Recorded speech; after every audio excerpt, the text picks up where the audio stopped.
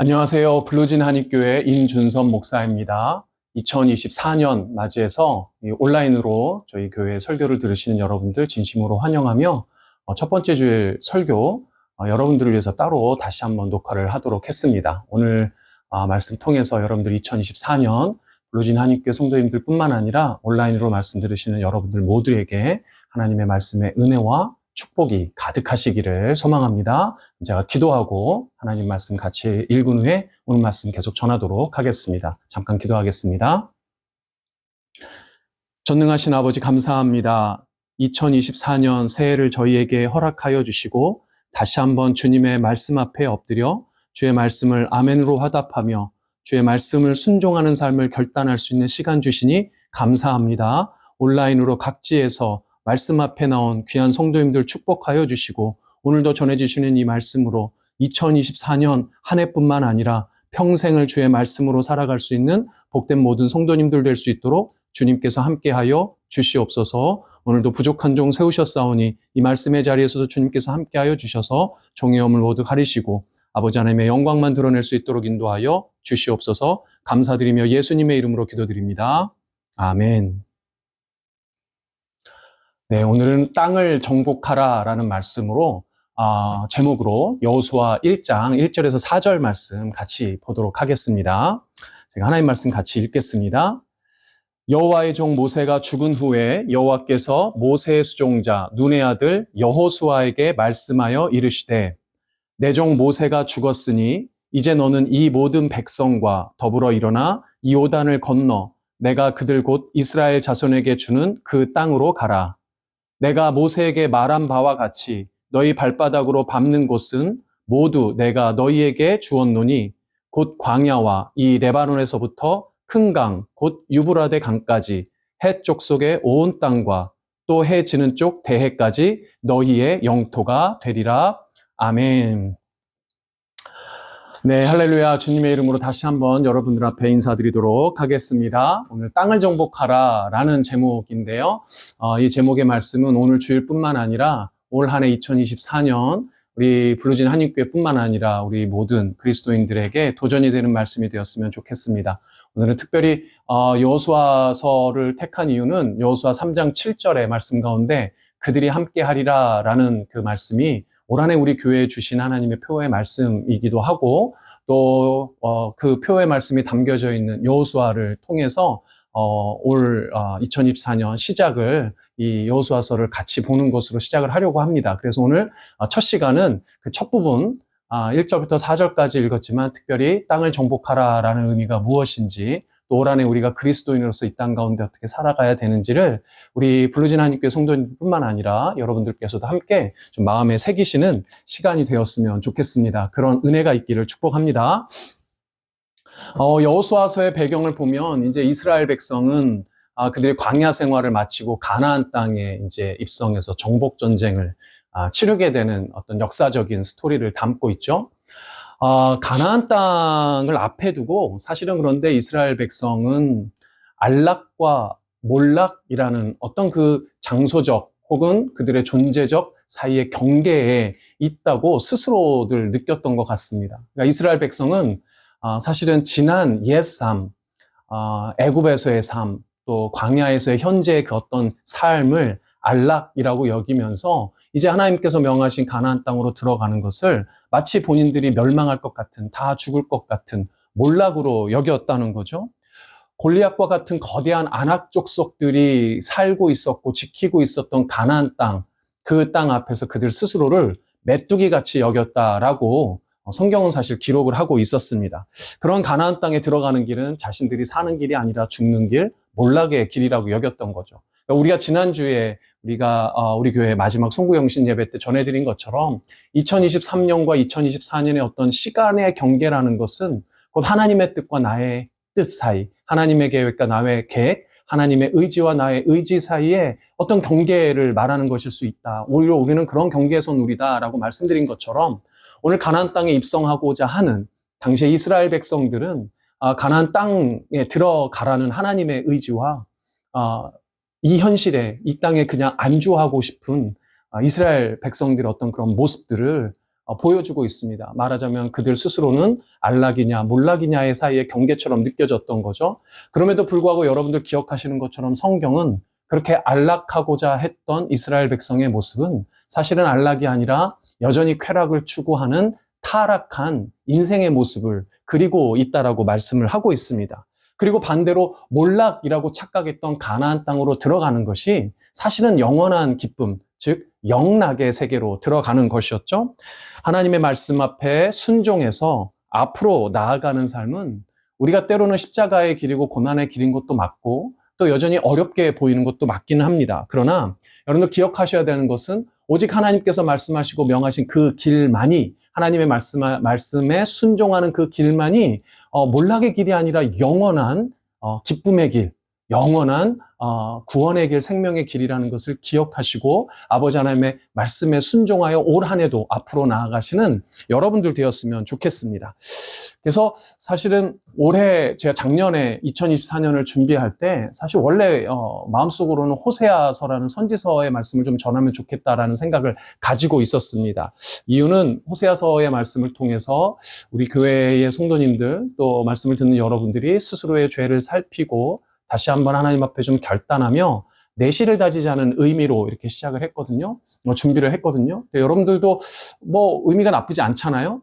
근데 그럼에도 불구하고 다시 한번 주님 앞에 하나님 앞에 올해를 준비하는 기도하는 가운데 하나님께서 여호수아 3장 7절 말씀을 통해서 하나님의 뜻은 이 땅 가운데 사는 우리에게 또 이 땅 가운데 사는 불신의 영혼들 아직도 복음을 모르고 예수를 모르고 혹은 하나님 앞에 나오지 못한 사람들에게 하나님이 누구이신지 하나님이 우리에게 무엇을 원하시는지 그들이 알게 하리라라는 말씀을 주시고 여호수아 말씀을 통해서 하나님이 그 말씀을 우리에게 어떤 도전이 있는지를 말하자면 호세아서를 하고자 했던 저의 계획을 내려놓고 여호수아서를 같이 보자라는 하나님의 말씀에 엎드려 순종한 것이죠. 마치 그것처럼 우리 성도님들께서도 하나님 앞에 매번 물으시면서 어떤 아버지 하나님의 말씀이 있는지 또 하나님의 말씀 나를 어떻게 인도하신지를 끊임없이 묻고 또 순종하는 그런 삶이 되었으면 좋겠습니다. 자, 그래서 이제 오늘 그러면 제목처럼 땅을 정복하라라는 의미가 어떤 이 의미가 있는지를 이제 우리가 좀 고민을 해보려고 하는데요. 이 말씀을 통해서 특별히 타락인지도 모르고 현실에 안락한 이 타락한 이 본성에 안주하려는 우리의 일상을 다시 한번 깨우면서 하나님이 명하신 그 땅으로 나아가는 영원한 영락의 길로 나아가는 다짐과 결단의 시간이 되었으면 좋겠습니다. 오늘 첫 시간에 이 여호수아의 제목에서처럼 여호수아서는 사실은 여호수아라는 리더를 통해서 이스라엘 백성이 가나안으로 입성해 가는 건데요. 그들에게 앞에 목전에 놓인 것은 그 땅을 정복하라라는 하나님이 주신 메시지입니다. 우리가 좀 먼저 기억해야 되는 것은 이 땅을 정복하라라는 메시지는 사실은 목표의 하나라는 겁니다. 여러분들이 종종 우리가 목표와 목적을 이 두 가지의 개념을 좀 혼동하는 경우가 있어서 이 목표와 목적이라는 것이 무엇인지 좀 구별해서 이해해야 될 필요가 있습니다. 그래야 땅을 정복하라는 것이 어떤 의미 있는지를 조금 살펴볼 수가 있는데요. 목표와 목적은 어떤 차이가 있을까요? 누구나 이렇게 새해가 되면 여러 가지 목표를 세우게 됩니다. 우리 성도님들 가운데는 성경을 좀 열심히 올해는 일독을 한번 해보겠다든지 혹은 매일 이제는 내가 좀 매일 큐티를 좀 해보겠다든지 주일 성수를 이번에 꼭 작년에 몇 번 빠졌는데 이번 절대 안 빠지겠다든지 내가 헌금 생활을 좀 충실히 좀 해보겠다든지 혹자는 또 책을 이번에 좀 몇 권 읽어보겠다든지 어떤 분들은 운동을 열심히 하겠다, 살을 빼겠다, 다이어트를 하겠다, 다 비슷한 얘기죠? 이런, 목표들을 세우게 됩니다. 말씀드린 대로 이거는 목표예요. 여러분들 이 목표를 이루기 위해서 한 해를 살아가게 되고, 결국은 연말이 되면 이 목표를 점검하는, 물론 아예 잊고 사는 분들도 있지만, 목표를 점검하게 되죠. 그럼 여러분들 목표를 이루었다고 합시다. 그럼 여러분들 마음이 어떨까요? 물론 좋겠죠. 행복하기도 하겠죠. 근데 그러고, 나면 또 뭐가 필요합니까? 또 다른 목표가 이렇게 세워지게 됩니다. 이번에 설교를 준비하는 중에 유튜브에 어떤 짧은 영상을 한 편 보다가 조금 스스로 놀라게 된 한 영상을 보게 되었습니다. 영상에 등장한 인물이 20대 후반에서 한 30대 초반 정도 되는 젊은 한국의 여성분인데 이 여성이 개인의 어떤 고민을 이제 얘기하는 어떤 그런 영상이었어요. 이 여성분이 얘기하는 것은 본인이 이제 남들 다 알만한 좋은 이 대학을 졸업한 이후에 유명한 좋은 대기업에 취업을 해서 열심히 직장 생활을 이제 1, 2년 하고 났는데 갑자기 너무 공허한 거예요. 모두가 부러워하는 직장에서 그렇게 꿈꾸고 소망하던 좋은 직장을 갖겠다, 좋은 일자리를 통해서 내가 삶을 이루어 보겠다라는 어떤 이런 목표를 이루었는데 대단히 공허하고 내가 지금 뭘 하고 있는지 모르겠고 무기력하고 또 앞으로 뭘 하면서 살아야 될지도 모르겠고 이런 갑자기 어떤 이런 공허감이 확 들더라는 겁니다. 여러분들 사실은 시대 어떤 세대별로 꼭 청년만이 아니죠. 세대별로 각자 세대에 맞춤의 어떤 목표가 있게 마련입니다. 청소년들은 좋은 이제 대학에 지금 해가 바뀌면서 아마 작년 말부터 지금 입시 중에 있잖아요. 아마 청소년들은 대부분 좋은 대학에 원하는 대학에 가는 걸 목표로 삼고 열심히 공부를 해왔을 겁니다. 청년들은 어떤가요? 아까 전에 말씀드린 여성처럼 대학을 잘 졸업하고 원하는 직장 좋은 직장에 또 결혼을 잘한다든지 이런 또 목표를 세우고 또 열심히 살아가게 됩니다. 장년은 어떤가요? 결혼을 해서 장년이 된 이후에는 자녀를 잘 키워서 이 자녀를 잘 독립시키고 자녀가 잘 독립시키는 어떤 이런 것이 일종의 목표가 될 수 있겠죠. 노년은이라고 또 목표가 없나요? 노년도 있습니다. 건강하고 안정된 노후를 준비해서 건강하고 안정된 노후의 삶을 누리는 것이 목표가 될 거예요. 모든 세대들별로 아마도 이런 인생의 목표들이 있을 겁니다. 근데 여러분들 생각해 보세요. 청소년 시기에 좋은 대학 갔어요. 좋은 대학 가고 나서 그 목표를 이루고 나면 그 다음에 또 청년 세대에 목표가 생기죠. 그래서 또 이렇게 좋은 직장에 가고 또 결혼을 하고 아이를 낳고 또 장년이 되어서 그 아이를 잘 키워서 또 잘 독립을 시키고 분가를 시키고 또 노년이 되면 그만큼 노년이 되잖아요. 노년이 되면 또 안정된 안락한 또 안정된 노후 생활을 건강한 노후 생활을 꿈꾸고 또 그 목표를 이루는 것을 소망으로 갖게 됩니다. 꿈으로 갖게 되고 목표로 갖게 되죠. 그런데 끝이 없는 거예요. 계속. 그리고 결국 뭐를 향해 달려가는 겁니까? 죽음으로 달려가는 거예요. 이런 인생의 목표를 이루고자 하는 인생의 이런 모습을 전도서 기자는 정확히 뭐라고 이야기합니까?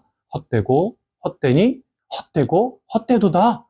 meaningless, meaningless, meaningless, everything is meaningless라고 이야기하는 거죠. 여러분들 목표를 이루었는데도 공허해요. 분명히 목표를 이루었는데도 무기력해요. 목표를 이루었는데도 끝이 없어요. 끊임없이 그 목표를 이루기 위해서 가는 삶을 사는 것이 일반적인 사람들의 모든 세상 사람들의 보편적이고 공통적인 삶의 모습입니다. 문제는 목표는 이루었지만 공허하게 느껴지는 거예요.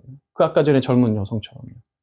놀라운 것은 그것이 그 한 여성만의 문제가 아니라 이 시대를 살아가고 있는 모든 청년들, 아니 모든 일반적인 세속의 사람들의 모습이라는 겁니다.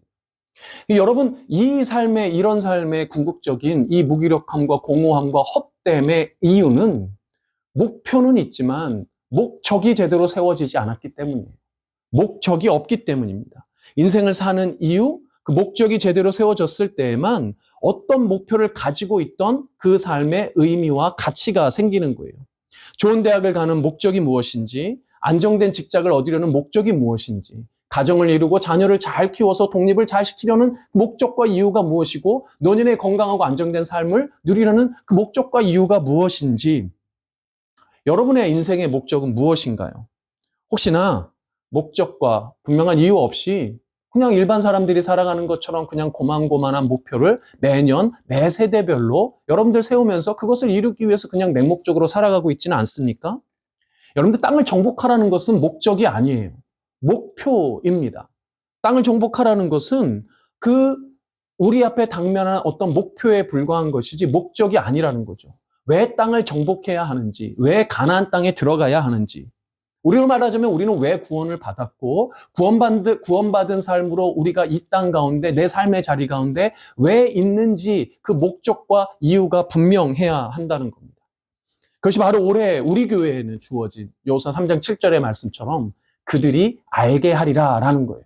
그들이 알게 하리라. 이것이 땅을 정복하는 이유가 됩니다. 하나님을 모르는 사람들에게 하나님이 누구신지 알게 하는 거예요. 쉽게 우리가 이해하는 바로 그냥 편하게 표현하면 복음을 전하는 삶을 사는 겁니다. 하나님의 사랑과 예수님의 은혜와 성령 하나님의 그 살아계신 역사가 우리 가운데 있다는 것을, 이 세상 가운데 있다는 것을 전하는 것이 바로 우리 인생의, 우리 그리스도인의 목적이 되는 거예요.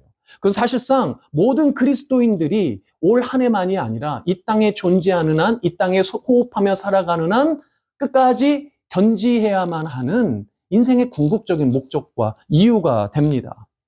우리 교회에서는 그래서요, 제가 이런 얘기를 해요. 목적이 분명하지 않는 것, 목적이 성경적이지 않고 복음에 합당하지 않는 그런 모임들은 하지 않겠다라고 이야기를 합니다. 여러분들의 삶에 그런 모습은 없는지, 여러분들의 삶의 시간은 어떤지를 돌아봤으면 좋겠어요. 만약 여러분들의 삶의 목적이 세상 사는 그냥 비그리스도인들과 별반 다르지 않다면 여러분들의 삶을 돌아보는 시간이 되었으면 좋겠습니다. 그래서 여러분들, 불쌍한 사람이 어떤 사람입니까? 목적 없이 목표만 추구하는 사람이에요. 비슷비슷하게 살아가는 그런 사람이 참 불쌍하죠. 그러나 세상에서 정말로 더 불쌍한, 가장 불쌍한 사람이 있어요. 그것이 누구냐면 가장 불쌍한 사람은 목표가 뭐든지 간에 세속의 목적으로 사는 그리스도인입니다. 다시 한번요. 그 목표가 무엇이든지 간에 세상 사람들과 별반 차이 없는 목적으로 살아가는 그리스도인이 사실은 이 세상에서 가장 불쌍한 사람이라는 거예요. 결국 우리가 이번에 다룬 이 주제는 말씀드린 대로 단순히 올 한 해만의 이야기가 아닙니다. 우리 평생에 돌아봐야 하는 이야기라는 거죠. 이 주제에 대해서 오늘 이 시간, 이 말씀을 듣는 이 시간뿐만 아니라 적어도 남은 이번 한 주 혹은 이번 1월달 한 달 정도라도 우리 들으시는 성도님들, 우리 그리스도인 분들은 다시 한번 내 인생의 목적이 무엇이고 그리스도인으로 이 땅에 나를 부르신 이유가, 목적이 무엇인지를 좀 돌아보는 시간이 되었으면 좋겠습니다. 그러시길 소망합니다. 자, 그러면 이제 목적과 목표가 좀 구분이 되었다면 오늘 이 시간에는 목표에 해당하는 땅을 정복하라는 것이 과연 무슨 의미인지를 좀 돌아보았으면 좋겠습니다. 첫 번째, 이 땅이 무엇인가를 여러분들 생각할 때 이 땅은 나 자신과 내 삶의 영역이에요. 그래서 내가 정복해야만 하는 땅, 그 가장 첫 번째 땅은 바로 나 자신과 내 삶의 영역이라는 겁니다. 여호수아서는 여러분들 말씀드린 대로 그 책의 제목에서 드러나는 것처럼 여호수아라는 인물이 그가 이끄는 이스라엘 백성과 함께 가나안 땅을 정복하는 정복의 이야기입니다. 그런데 이 책을 가만히 읽어보면 단순히 정복의 이야기가 아닌 걸 알 수가 있어요. 특히 이 책은 끊임없이 하나님께서 여호수아에게 말씀하시는 것으로 이루어져 있습니다. 그래서 여호수아를 읽다 보면 가나안 땅을 정복하는 것보다 더 중요하게 느껴지는 게 있어요. 그게 뭐냐면 끊임없이 말씀하시는 하나님의 말씀을 여호수아가 온전히 믿고 잘 순종하느냐, 혹은 이스라엘 백성이 그 말씀을 잘 듣고 순종하느냐, 하나님을 전적으로 의지하느냐, 여기에 더 많은 관심이 있다라는 것을, 성경이 이것을 더 중요하게 다루고 있다라는 것을 알 수가 있습니다. 그렇게 본다면 가장 먼저 하나님의 말씀, 그 복음의 말씀이 점령해야 되는 땅은 바로 나 자신이라는 거예요. 그리고 자기 스스로가 살고 있는 자기 삶의 영역이 가장 먼저 복음의 말씀으로 회복되고 부흥되어야 할 그 땅이라는 겁니다. 우리가 오늘 시간이 없어서 다음 주에 이 부분은 좀 더 자세하게 살펴보려고 하는데요. 특별히 여호수아를 중심으로 볼 텐데요. 그럼에도 불구하고 오늘 여러분들이 꼭 기억하셔야 되는 것은, 반드시 기억해야 되는 것은 우리가 가장 먼저 정복해야 될 그 땅은 바로 나 자신과 나의 삶의 영역이라는 거. 올해 특히 이 여호수아를 다루는 상반기에 다룰 텐데요. 여러분들이 이 하나님의 여러분들 스스로를, 여러분들 삶의 자리를 스스로 끊임없이 하나님 앞에 세우시고 말씀에 세우시는 여러분들 됐으면 좋겠습니다. 제가 종종 윤동주 시인의 시를 말씀을 드리는데요. 윤동주 시인의 참회록이라는 시를 보면 밤이면 밤마다 나의 거울을 발바닥으로 닦아가며 들여다보는 이야기가 나와요. 여러분들의 삶이 그랬으면 좋겠습니다. 하나님의 말씀을 끊임없이 발바닥으로 닦아가며 닳듯이 말씀 앞에 여러분들 스스로를 세워서 여러분들 자신이 정말 하나님의 말씀 앞에 먼저 점령되어지고 정복되어지는 은혜가 있었으면 좋겠습니다. 둘째는 이 정복하라는 것은 그럼 무슨 의미냐 이거죠. 정복하라는 것은 긍휼함으로 복음을 전하며 사랑함으로 선을 행하라라는 것이에요. 물론 여호수아에서 이 책에 나오는 땅의 정복은 물리적인 전쟁을 통한 땅의 정복을 이야기를 합니다. 언뜻 보기에는 잔혹한 전쟁의 그냥 역사 이야기에 불과하죠. 그러나 이 정복 전쟁의 사실 영적인 핵심은 우상으로 가득했던 가나안 땅에 하나님의 복음의 빛이 들어가는 거예요. 그리고 그 복음을 통해서 전해진 하나님의 사랑으로 가나안은 물론 열방으로 그 구원의 빛이 전파되는 겁니다. 사실 이 부분이 간단하게 느껴질 수도 있지만 여러분들 이 부분을 심각하게 들여다보면 사실 그렇게 쉬운 문제는 아닙니다. 특별히 기독교 역사에서 보면 이 부분에 대한 많은 오해가 있었기 때문이에요. 역시 자세하게 다룰 수는 없지만 예컨대 여러분들 유럽의 기독교가 아메리카로 전래되는 이 상황을 일반 역사가들은 유럽의 아메리카 식민지화 그리고 그 식민지화를 이유로 이 복음이 들어왔다라는 것을 일반 역사에서는 사실은 조금 왜곡되게 조망하는 것들도 있습니다. 근데 여러분들 자세하게 이 시간에 이걸 살펴볼 수는 없지만 여러분들 중요한 것은 여호수아서의 이스라엘이 가나안 땅을 정복한 것이 하나님의 복음의 뜻이 전해지는 것, 복음의 빛이 전해지는 것을 그런 식으로 일반 역사가들이 해석하는 식으로 매도해서는 안 된다는 거예요. 여러분들 여호수아서를 사실 꼼꼼히 읽어보면 하나님이 가나안을 정복해 가시는, 이스라엘 통해서 정복해 가시는 그 과정을 통해서 사실은 하나님이 무엇을 알리고 싶어 하시는가 하면 물론 전쟁에서 승리하는 전쟁의 승리의 스토리이고 전쟁을 승리로 이끌으시는 전능하신 하나님, 그 하나님의 전능하심에 대한 이야기도 다루고 있어요. 그러나 정말로 중요한 하나님의 성품, 정말로 중요한 하나님은 어떤 하나님이냐면 신실하시며 긍휼하시고 사랑으로 가득한 자비하신 하나님에 대한 이야기를 감추고 있더라는 거예요. 많은 예가 있겠지만 한 가지 간단한 예를 들면 여러분들 여호수아서 2장 12절에 보면 이런 말씀이 등장합니다. 그러므로 이제 청하노니 내가 너희를 선대하였은즉 너희도 내 아버지의 집을 선대하도록 여호와로 내게 맹세하고 내게 증표를 내라. 아멘. 이 말씀은 여러분들 가나안 땅으로 처음 입성해서 이스라엘 백성이 무너뜨렸던 여리고성의 기생이었던 라합이 그녀가 감추어 주었던 이스라엘 정탐꾼 2명과 나눈 이야기예요. 이 이야기를 보면 기생 라합이 이스라엘의 정탐꾼에게 이렇게 이야기를 하는 거죠. 여호와의 이름으로 우리가 서로 선대하기를 맹세하자, 약속하자라고 이야기를 하는 겁니다. 그러니까 모든 것이 멸망해야 되는 그 여리고에서 하나님께서는 특별히 기생인 라합을 구원하시고자 선대를 하셨어요. 여기서 선대라는 단어는 사실 우리나라 단어로는 선대라고 번역이 돼 있지만 두 가지 히브리어가 합성된 단어입니다. 특별히 선이라는 단어는 구약 성경, 특히 성경 전체에서 아주 중요하게 다루어지는 헤세드라는 단어예요. 헤세드는 하나님의 인자하심과 신실하심, 인애하심, 그 사랑하심에 대한 이야기입니다. 그래서 사실은 이 선대라는 표현에서 이 선은 사람들이 서로 선대하는 것이 아니라 이 사람들을 통한 하나님의 선하심과 하나님의 인애하심, 긍휼하심을 드러내고 있는 거예요. 그러니까 사랑하는 여러분, 우리가 오해하지 말아야 할 것은 그리스도인의 땅의 정복은 세상과 같이 총과 미사일로 하는 게 아니라는 거예요. 남을 나보다 낮게 여기는 긍휼함, 행함과 진실함으로 실천하는 사랑으로 싸우는 전쟁이에요. 영의 싸움이라는 겁니다. 우리는 이미 이 땅에 작년에도 너무 한 해 동안 이 온 세상에 너무 많은 전쟁과 폭력과 다툼과 이런 부분들을 보고 있지 않습니까? 우리가 살고 있는 여러분들이 살고 있는 그 땅도 마찬가지입니다. 우리의 땅도 마찬가지입니다. 어디나 마찬가지예요. 총과 칼이 눈에 보이지 않더라도 이 땅의 모든 사람들은 다 그런 육적인 싸움을 치열하게 싸우고 있어요. 여러분도 어떻습니까? 잘 드러나지 않다가도 자기에게 조금만 손해가 오면 사람들 참지를 않습니다. 결코 참지 않아요. 참는 것을 오히려 바보라고 하죠. 올해 한국과 미국에도 중요한 또 선거들이 있지 않습니까? 얼마나 많은 다툼들이 그 안에 또 감추어져 있나요? 그러나 사랑하는 여러분, 우리는 달라야 합니다. 우리의 정복 전쟁은 혈과 육의 싸움이 아니에요. 총과 칼의 싸움이 아니라는 거예요. 나의 안락을 위한 사탄의 유혹에 맞서 싸우는 것이며 하나님의 뜻이 내 삶에 이 땅에 실현되도록 애쓰는 영의 싸움이라는 거예요. 그것은 곧 긍휼과 사랑함으로 섬기고 나누는 삶의 실천이 내 삶에 얼마나 풍성하게 이루어지고 있느냐의 싸움이라는 거예요. 그것이 우리가 오늘 받은 땅을 정복하라는 메시지에 담긴 정복의 의미라는 겁니다. 믿으시기를 소망합니다. 마지막 세 번째로 이 땅을 정복하라라는 이 문장에 담겨있는 본래적인 이 목표는 사실상 땅의 정복의 목표는 하나님의 약속의 성취를 의미합니다.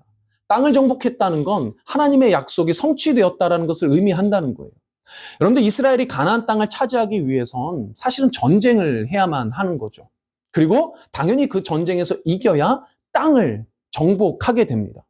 하지만 오늘 이 여호수아서의 첫 번째 등장하는 이 말씀들에 여호수아에게 처음 주셨던 하나님의 말씀을 보면 이상한 부분이 등장을 해요. 오늘 읽었던 본문 3절에 보면 하나님께서 여호수아에게 이렇게 말씀하십니다. 내가 모세에게 말한 바와 같이 너희 발바닥으로 밟는 곳은 모두 내가 너희에게 주었노니. 다시 한번 3절 읽어보겠습니다. 내가 모세에게 말한 바와 같이 너희 발바닥으로 밟는 곳은 모두 내가 너희에게 주었노니. 자, 이제 가나안 땅에 입성하려고, 가나안 땅에 들어가려고, 이제 전쟁을 치르기 위해서 들어가기 위해서 준비도 하기 이전에 여호수아에게 하나님께서 하신 이 말씀에 보면 이 문장은 전체적으로 보면 동사가 모두 3개가 등장을 합니다. 첫 번째는 말한이라는 동사고요. 두 번째는 밟는 이라는 동사고요. 마지막에는 주었노니라고 하는 동사예요. 히브리어로 다 동사가 사용이 됐습니다. 근데 이 동사들을 가만 보면 시제가 되게 재미있어요. 첫 번째로 말한은 하나님께서 이미 죽은 모세에게 말하셨던 거니까 과거에 있었던 일을 다루는 거죠. 히브리 문법상은 이미 과거에 일어났던 일을 나타내는 완료형 시제가 쓰였습니다. 밟는이라는 두 번째 동사를 보면 이제 이스라엘이 앞으로 밟게 될 땅이니까 앞으로 올 미래에 대한 이야기잖아요. 그러니까 시제상으로 보면 히브리어상 문법상 앞으로 올 미래 시제를 나타내는 미완료 시제의 동사가 쓰였습니다. 다 타당하죠. make sense 합니다. 근데 마지막 세 번째가 좀 이상해요. 주었노니는 이제 앞으로 하나님께서 미래에 주실 거잖아요. 그러니까 이건 미래에 일어날 일을 나타내는 겁니다. 영어 성경에 보면 우리가 흔히 많이 이제 보게 되는 NIV 같은 경우는 이 부분을 will give라고 번역을 했어요. 미래로 번역을 한 겁니다. 문맥상으로는 미래형인 will give가 맞는 것 같죠.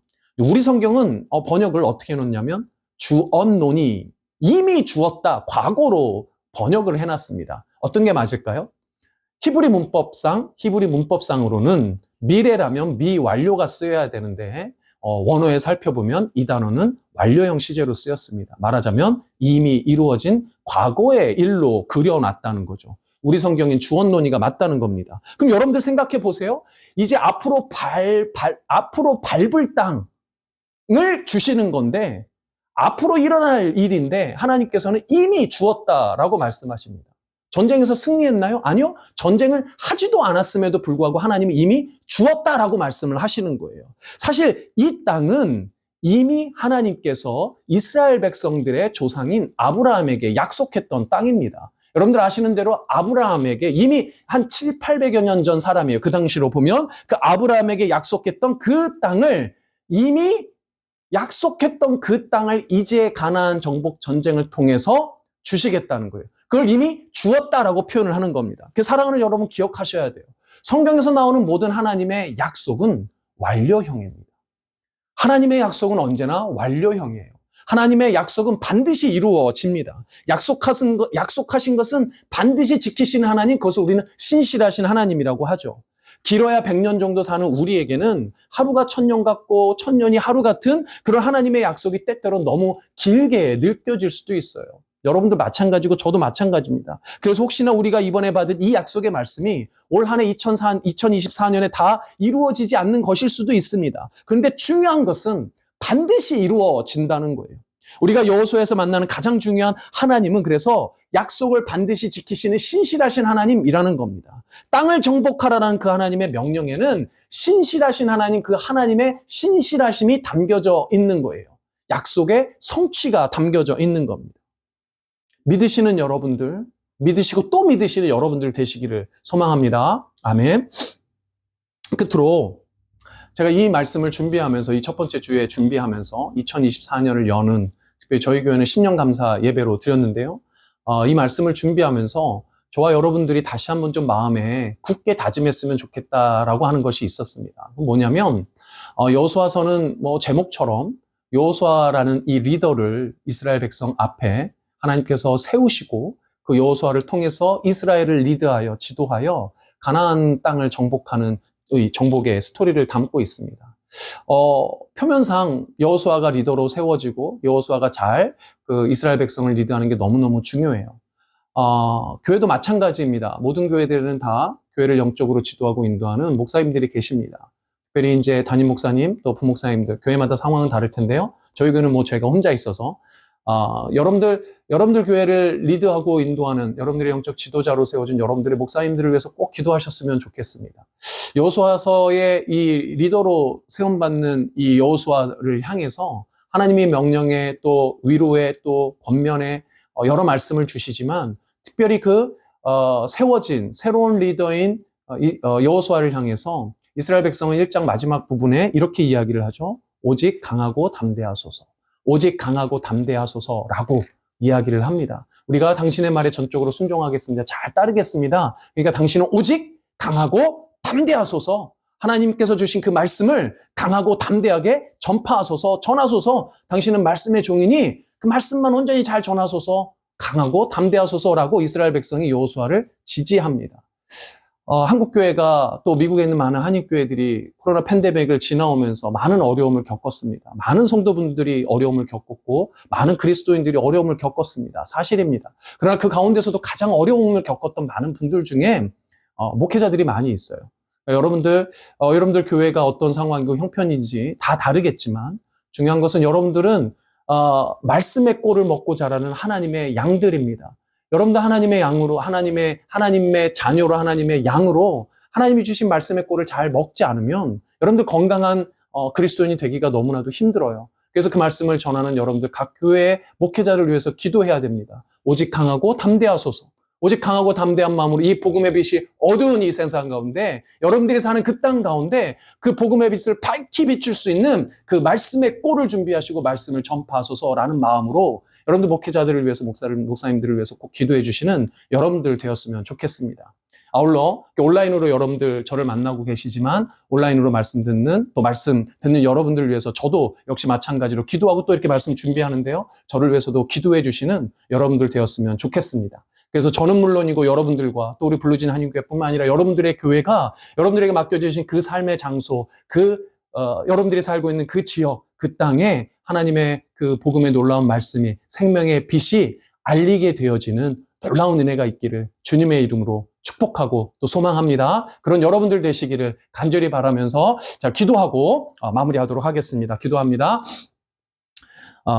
전능하신 하나님, 신실하신 하나님, 긍휼하시며 인애하신 헤세드의 아버지 감사합니다. 2024년 놀라운 한 해를 우리에게 허락하셨습니다. 특별히 땅을 정복하라 그들이 알게 하리라 라는 이 말씀으로 우리에게 도전하시는 줄 믿습니다. 나의 삶을 끊임없이 주 앞에 세우게 하시고 나의 모든 일상이 주의 말씀으로 먼저 채워지게 하시며 내 삶이 주의 말씀으로 정복되어지고 또 그 나의 삶을 통해서 나 자신을 통해서 전파될 그 말씀을 나의 삶의 모든 자리 가운데 아버지 하나님 전파하고 전할 수 있는 그래서 아버지 하나님 이 땅 가운데 그들이 하나님을 알게 하는 놀라운 은혜의 역사가 있을 수 있도록 아버지 하나님 모든 이 말씀 듣는 모든 사랑하는 주의 그리스도인들, 주의 자녀들, 주의 양들 아버지 하나님 지키시고 도우시고 함께하여 주시옵소서 감사드리오며 존귀하신 예수님의 이름으로 기도드립니다. 아멘.